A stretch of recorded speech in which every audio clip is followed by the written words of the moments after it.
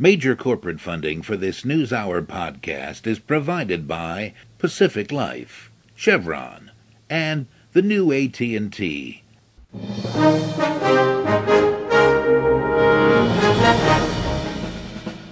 And speaking of words, there's a war of words in South America, and Margaret Warner has that.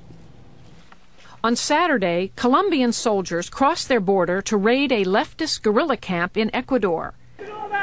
And suddenly, troops and tanks were on the move in an escalating war of words and saber-rattling, pitting Colombia against neighbors Ecuador and Venezuela.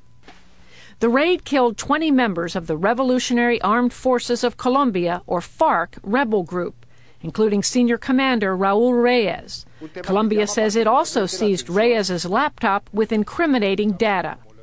Ecuador and Venezuela responded by sending troops to their borders with Colombia and breaking diplomatic ties with Bogota. Ecuador's President Rafael Correa denounced the Colombian government of Álvaro Uribe. No hay justificación alguna.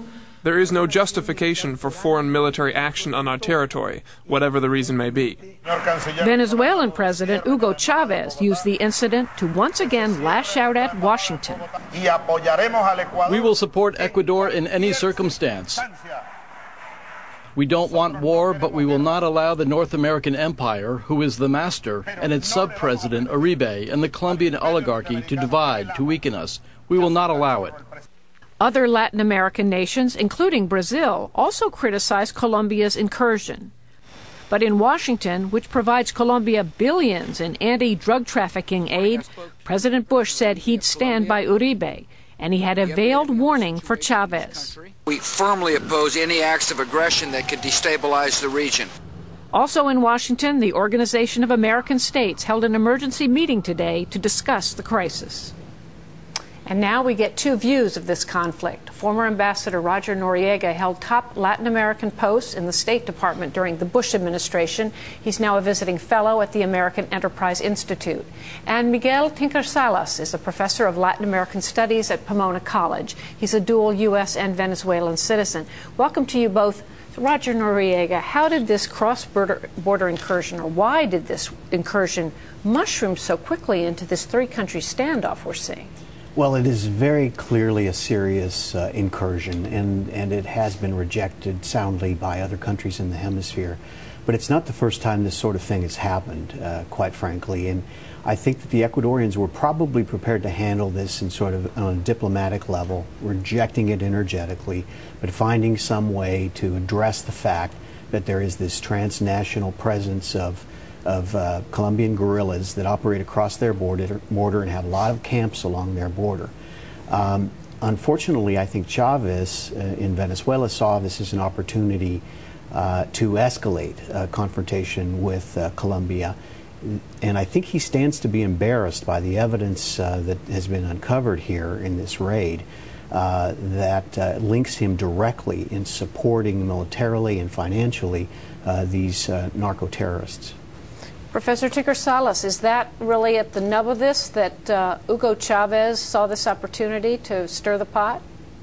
No, I don't think so. I think that President Correa of Ecuador has made it very clear that this was an affront to Ecuadorian sovereignty. It has been condemned by Ecuador. In fact, President Correa is right now on a tour of South American countries trying to garner support for his position. So it's clear that this is what many countries in Latin America feared, that the conflict in Colombia would become a regional conflict, drawing in the neighboring countries, is precisely what has happened, and is precisely what needs to be prevented.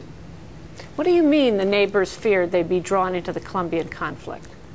The Colombian military and government has pursued essentially a military strategy. There was a ray of hope that there was an effort at negotiations undergone since January and the release of the hostages. And there was a hope that with the release of the hostages, there would be a space created in which we could come to some level of negotiation and not simply pursue a military strategy. It's clear that with the incursion into Ecuador, the Colombian military is pursuing a military strategy where many in Colombia and elsewhere had hoped for some negotiated settlement.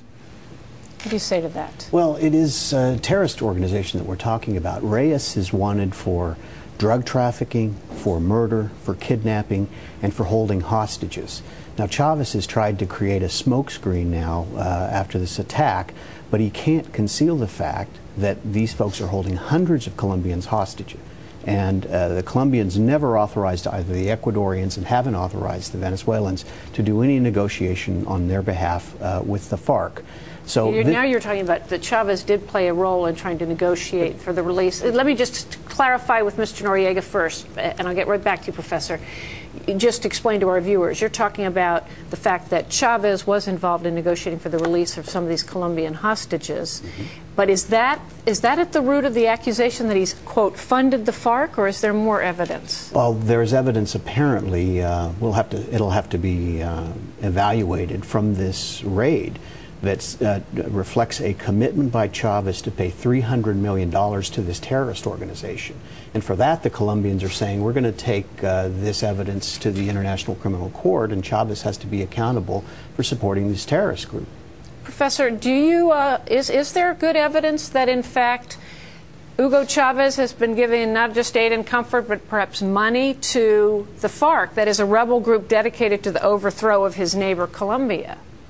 I think that has to be independently confirmed. The Colombian military in the past has been wont to make extreme declarations about death plots against Uribe, death plots against President Bush when he visited in 2004, and they've all fizzled out. So that the assertion that somehow they found computers, the assertion that somehow they found evidence, even worse, of uranium elements within the FARC trying to purchase those materials needs to be confirmed. Otherwise, they seem to be part of a smokescreen that would take away attention from the fact that Colombia intervened in Ecuadorian territory. I think we need to bring it back to that's the central issue here for the countries of Latin America and for the countries of the region. Colombia strategically struck territory within Ecuador, 1.8 kilometers in that territory, not in hot pursuit, but rather seeing the photos from the area, we see that the guerrillas themselves were actually probably sleeping. So that this was in fact not hot pursuit, but actually a strategic attack of Ecuadorian territory by Colombia.